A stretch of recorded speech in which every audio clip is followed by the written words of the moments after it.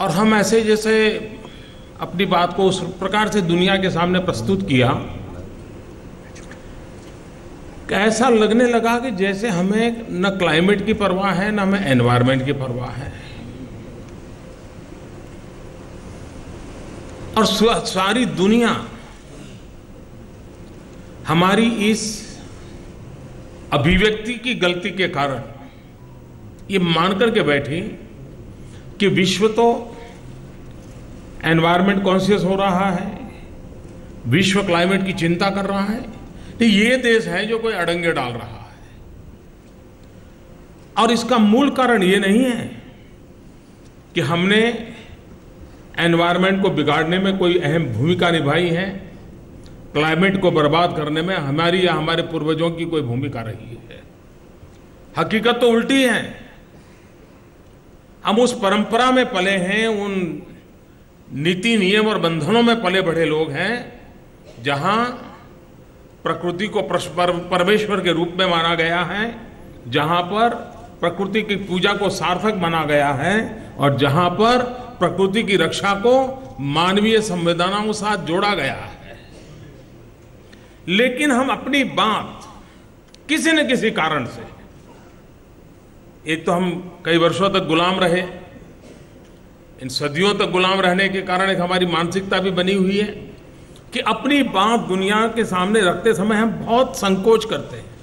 ऐसा लगता है यार कहीं ये आगे बढ़ा हुआ विश्व, हम थर्ड वर्ल्ड कंट्री के लोग, हमारी बात मजाक तो नहीं बन जाएगी।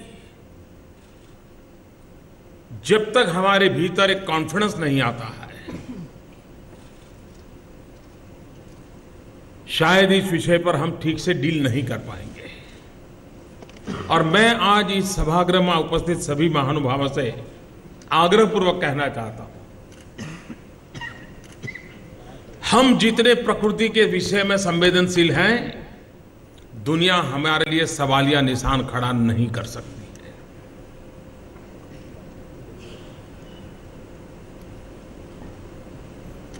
आज भी प्रति व्यक्ति अगर कार्बन एमिशन में कंट्रीब्यूशन किसी का होगा तो कम से कम कंट्रीब्यूशन वालों में हम हैं। लेकिन उसके बाद भी आवश्यकता ये थी कि विश्व में जब क्लाइमेट विषय में एक चिंता शुरू हुई, भारत ने सबसे पहले इसका नेतृत्व करना चाहिए था। क्योंकि दुनिया में अधिकतम वर्ग ये है कि जो क्लाइमेट की चिंता औरों पर रिस्ट्रिक्शन की दिशा में करता रहता है,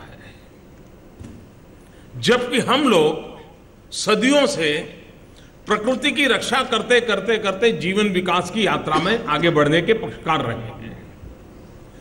दुनिया जो आज क्लाइमेट के संकट से गुजर रही है, ग्लोबल वार्मिंग के संकट से गुजर रही है, उसको अभी भी रास्ता नहीं मिल रहा है कि कैसे बचा जाए, क्योंकि वो बाहरी प्रयास कर रहे हैं।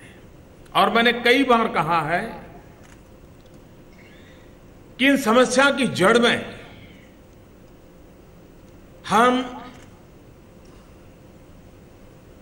कार्बन एमिशन को रोकने के लिए जो सारे नीति नियम बना रहे हैं, विश्व के अंदर एक बंधनों की दिशा में हम आगे बढ़ रहे हैं, लेकिन हम कोई अपनी लाइफस्टाइल बदलने के लिए तैयार नहीं है। समस्या की जड़ में मानव जात जो कि उपभोग की तरफ आगे बढ़ती चली गई है, और जहां ज्यादा उपभोग की परंपरा है वहां सबसे ज्यादा प्रकृति का नुकसान होता है। जहां पर उपभोग की प्रवृत्ति कम है वहां प्रकृति का शोषण भी कम होता है। और इसलिए हम जब तक अपने लाइफस्टाइल के संबंध में फोकस नहीं करेंगे और दुनिया में इस एक बात को केंद्र बिंदु में नहीं लाएंगे, हम शायद बाकी सारे प्रयासों के बावजूद भी, लेकिन ये जो बहुत आगे बढ़ चुके देश हैं उनके गले उतारना जरा कठिन है। वो माने या न माने, हम तो इन्हीं बातों में पले बड़े लोग हैं। हमें फिर से एक बार अगर वो चीजें भुला दी गई हैं तो हमें उस पर सोचना चाहिए।